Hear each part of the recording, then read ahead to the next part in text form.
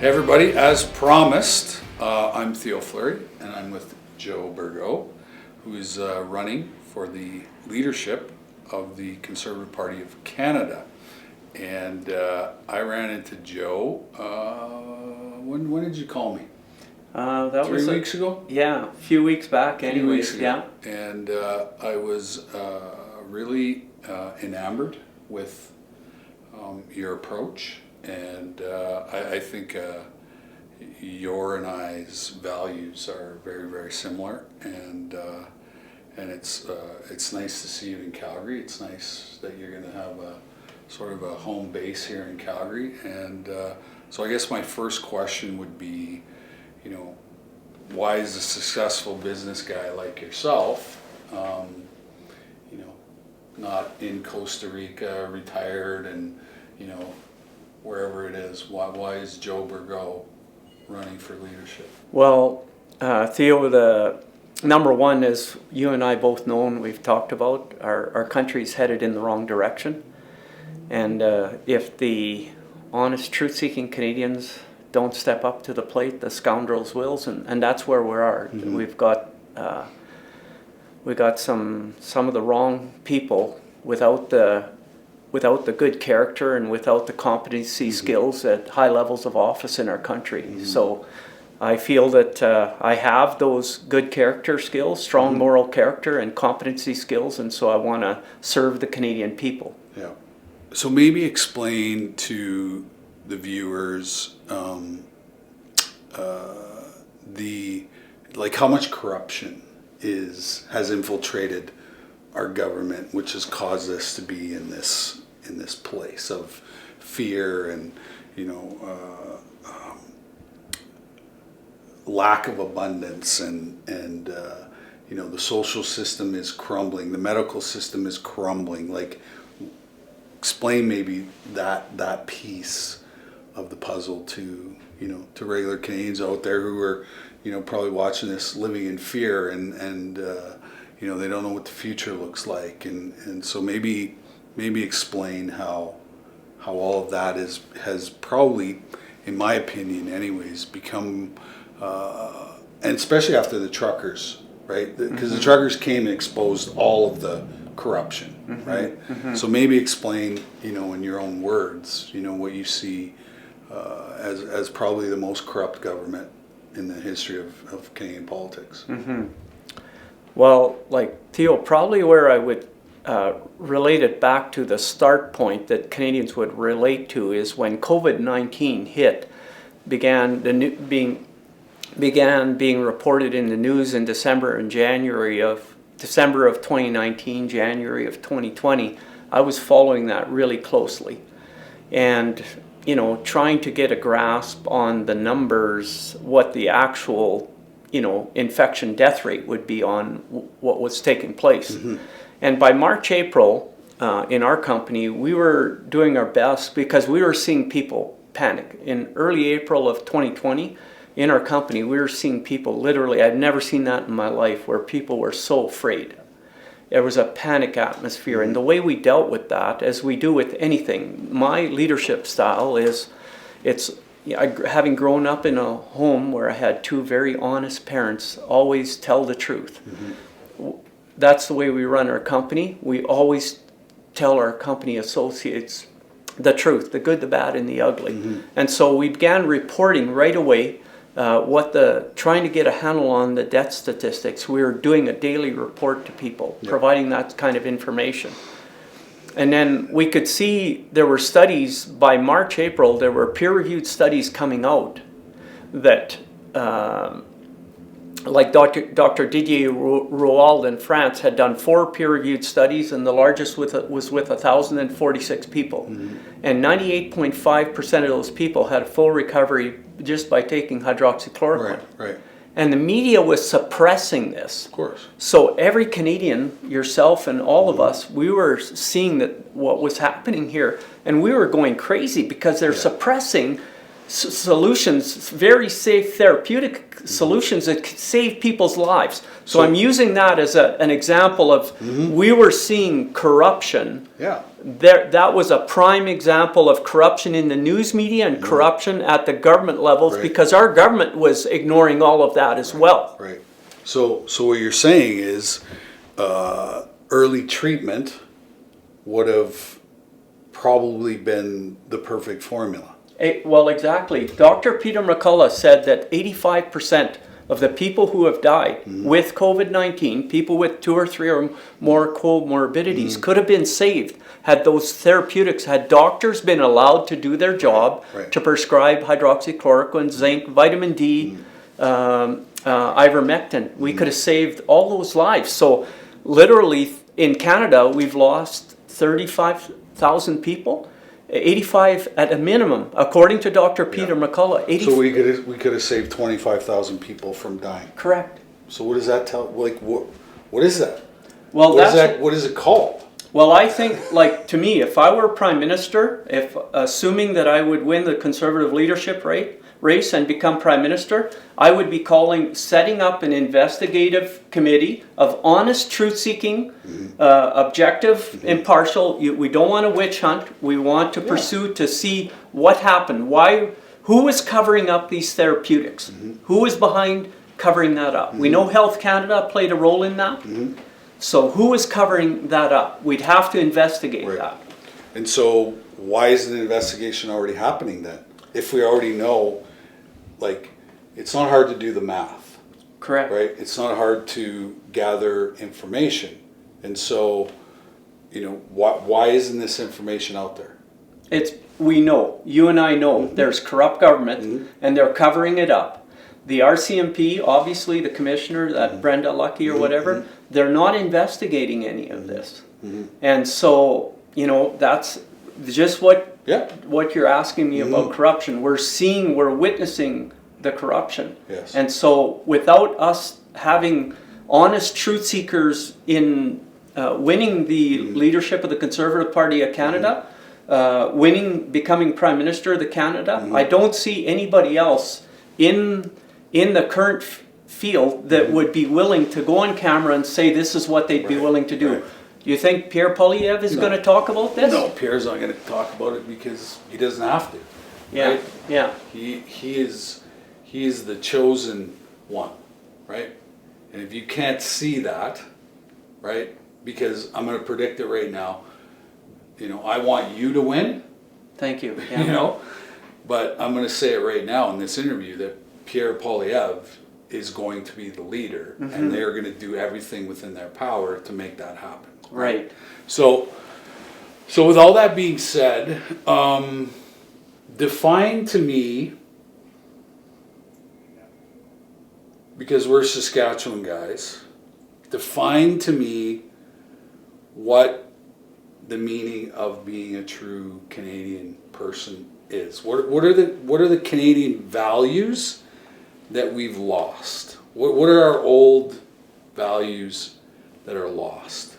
What is a Canadian to you? I grew up with 2 parents that were very loving and kind and cared about their children and their community. And they were honest to the core. Mom and Dad, Frank Bourgault, Trace Bourgault, Trace Bourgault, they never ever lied to us. So to me, a prime core Canadian value would be honesty and integrity. Okay. That would be one of them. Freedom would be another. Yep. Justice would be another.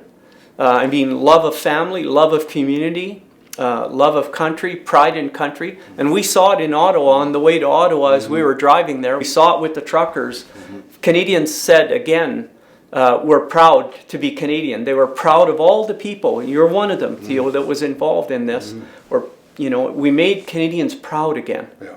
So if we can take that definition and apply it to Justin Trudeau, isn't that the complete opposite of what Canada is?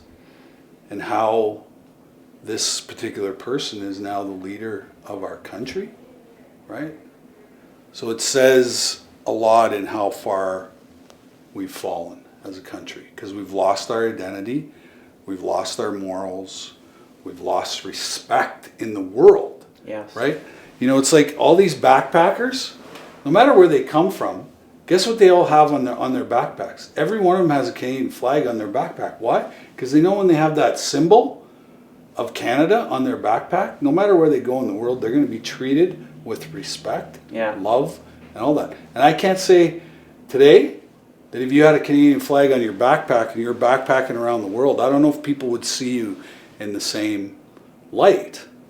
Yeah, that's a good point. Right? So how are we going to get back to that place of respect and you know, what needs to happen in the country for us to get, you know, those core Canadian values back in our society?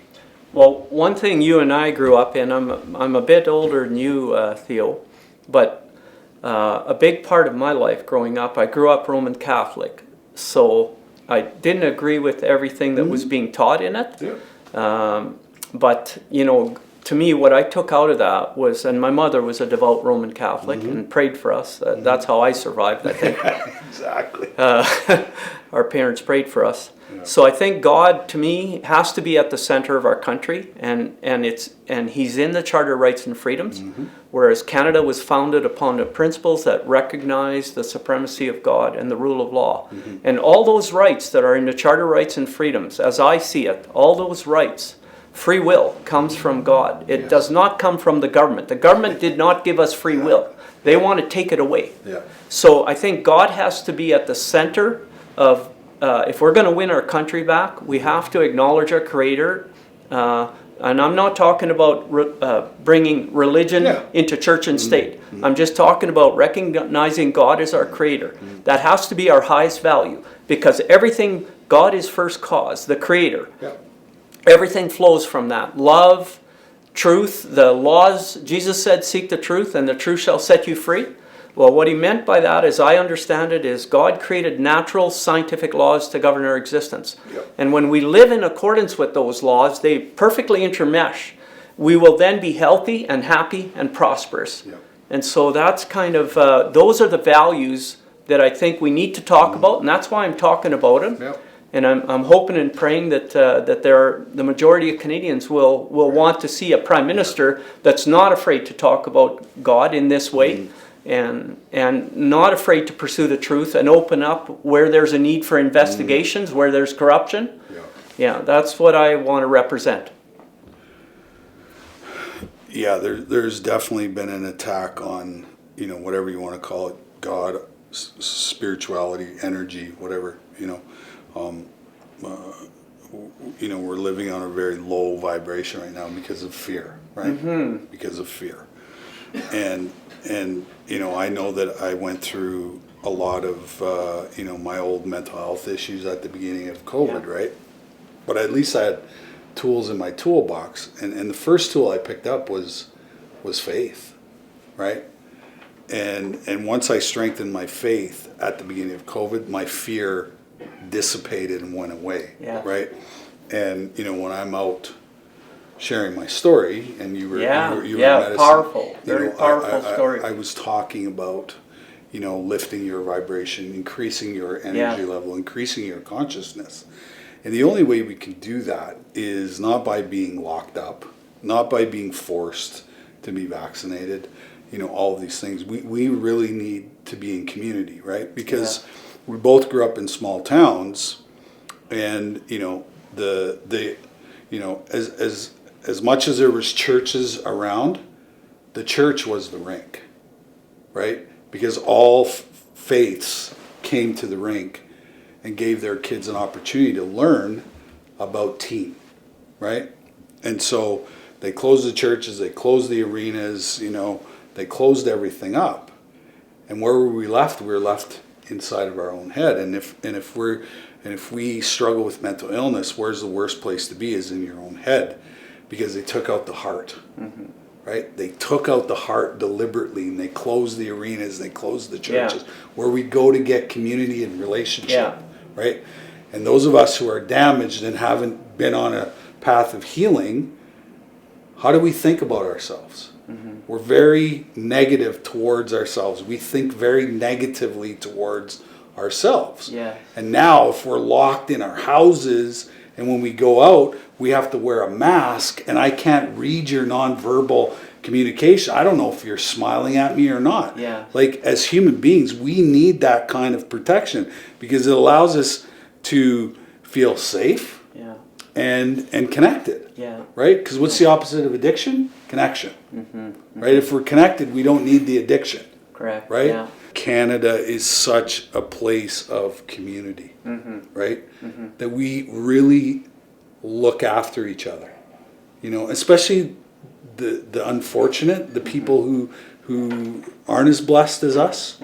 You know, we have a real heart space for the less fortunate. And, you know, if you look at our country, it is the most beautiful country in the world because I've traveled it probably 10 times, right? And what I noticed more than anything, and I've traveled all over the world, was the absolute beauty of Saskatchewan. You know, the beauty of Quebec, the beauty of the Maritimes, the beauty of Alberta. Like that each province has its own sort of beauty. Yeah. You know, that's completely different from the next province, you know? And so, you know, that's what we need to get back to. And how are we going to do that? Through this last 2 years, what we did in our small group, in our communities in around St. Brew, is we formed Canadians for Truth, Freedom and Justice. And we began meeting to giving people a place to come to, because a lot of people were wounded through this. And we would just listen to their stories, give people the opportunity. So that's how we did it. We created connection in that way. Yeah. And so that's one example of one thing that we did. Following the Freedom Convoy, obviously that blew it wide open in terms of reconnecting the country. Yeah. And so part of what we're doing is maybe building on that. You know, my experience in having the contributions that I made and learned from all the great leaders that we had in our community in St. Bruce, the town of St. Bruce, Saskatchewan, how we've created one of the highest per capita income communities in all of Canada. It was through honesty and integrity, principled leadership, justice, fairness, freedom, you know. So I think we have to have leadership in every level of government. People that are like yourself, Theo, people who have honesty and integrity and a heart to care about the Canadian people. We have to put ourselves, like we're going through right now, and saying, I'm willing to lead this community or this school board or this province or this country, as I'm saying, I feel I have the character and the skills, the competency skills. I know exactly what I would be doing. We can talk a bit about that. The policies based on the core values and principles of how we can reinvigorate Canadians to enable them, empower them financially so that they can afford a healthy diet and lifestyle and afford to be happy and afford to, you know, to fulfill their dreams as Canadians, their Canadian dreams. That would be the approach that I would be taking. For sure. And I would want folks like you, people like you involved in this, Theo. I know your heart. I know how much good you have done. The public, I attended your talk the other night and I was often in tears. You know, I went through my share of mental health issues as well and fully recovered. And so I could relate to a lot of what you were saying. Yours was a much more, you went really deep into the valley, but you also went to the great heights of success in life as well. I've had mine, but I wouldn't compare them to yours. But I would say that I'm probably more successful today than I ever have been at any point in my life. Why? Because I overcame. Yes. I overcame trauma and abuse and mental illness and addiction and all that stuff. And so, you know, I always say that, you know, my greatest accomplishment in life is sobriety. Because without sobriety, I got nothing, right? And, you know, what we're seeing right now is we're seeing a spike in opioid overdoses and we're seeing a spike in opioids. We're seeing a spike in mental illness. We're seeing a spike in suicidal ideation. We're seeing a spike in people taking their own lives. And so as a leader, You know, like our leadership in Ottawa has got to know that this is happening, and they're doing nothing about it, right? So that goes to show you, you know, what kind of leadership has sort of infiltrated Canada and taken those incredible things that we've built over 150 years of democracy, and in 6 short years, we have the highest suicide rates. We have the highest opioid. So what does that mean? Does that mean the government is the one entity that is causing the most traumatic experiences in our society? Wow. You know, that's quite a statement to make. But as an abuse survivor, you know, the same tactics that my abuser used against me, I believe is the same tactics that the government is using, like the same blueprint that a pedophile would use to, you know, victimize his victims. You know, and there's a lot of people that I've talked to who feel really victimized right now, and is that the role of government, is to victimize its citizens, who they work for, who their tax-paying money goes to? So, you know, it's just really sad to see it, you know, and one of my core understandings and sort of a mission statement is I want to alleviate pain and suffering on the planet, because that's all I see, Joe, every day is pain and suffering, and I really believe it's unnecessary, right? Because when you're connected to a group or connected to a community of people, those are the people that help you heal. Those are the people that listen to you when you're not at your best. And then they will pick you up and allow you to, you know, create that space of healing that we need. And I really believe that, you know, one of your core values is exactly that. Because those of us who've gone through our own experiences, when we come out the other side, we're like, you know what, I'm such a lucky son of a bitch. I'm so lucky that I'm still here. Well, I better give back, right? Whatever you get, you got to give it back, right? Because why would you go through all the shit, you know, to not give back, right? Well, and I believe that Canada is such a charitable place, and especially Alberta. Like, you know, when I came here in 1989, like, I was still a boy, you know, and what I did and what this community did for me was teach me all these incredible lessons, you know, that helped me make this huge comeback in life, because you know, all the fame and fortune got to my head because I had so much trauma. You know, it was just kind of a natural progression. But when I left the game and had my crash, it was this community that I came back to that helped me heal, right? And Saskatchewan was the same, you know, because I grew up in Saskatchewan. I played all my junior hockey in Saskatchewan, you know, and so, you know, I really want my country to get back to those values. And I think if we get back to those values, like, we will be one of the most incredible countries to live in. And hopefully, you know, you can be a huge part of that, right? Because and that's why you chose to step up, because you said enough's enough.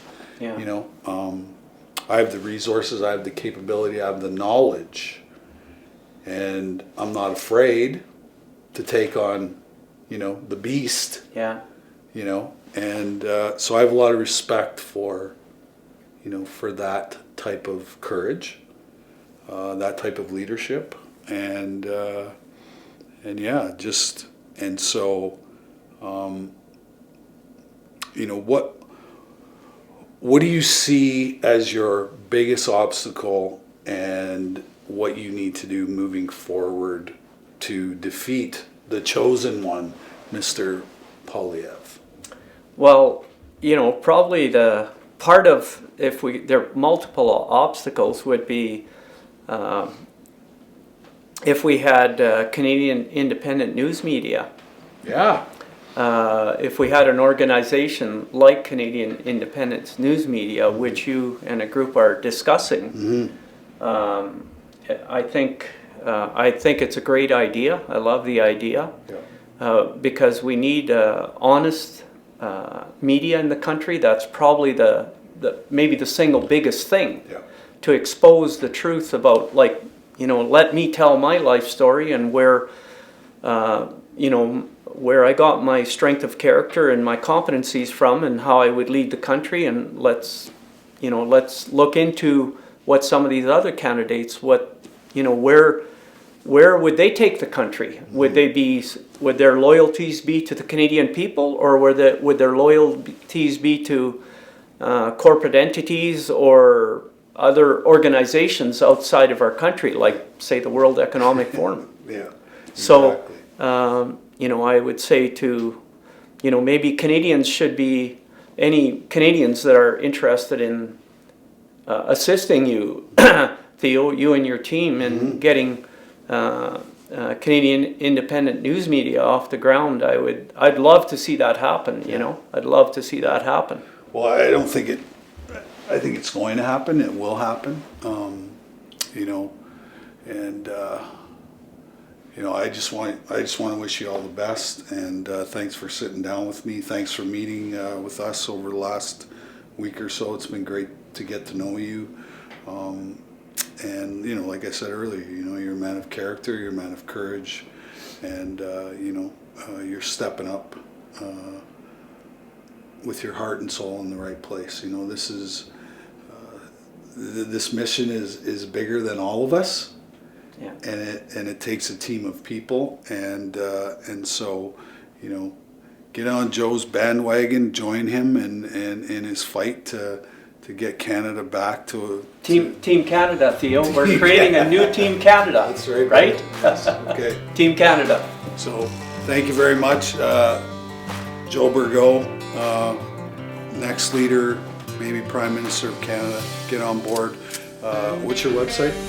josephbourgault.ca. josephbourgault.ca.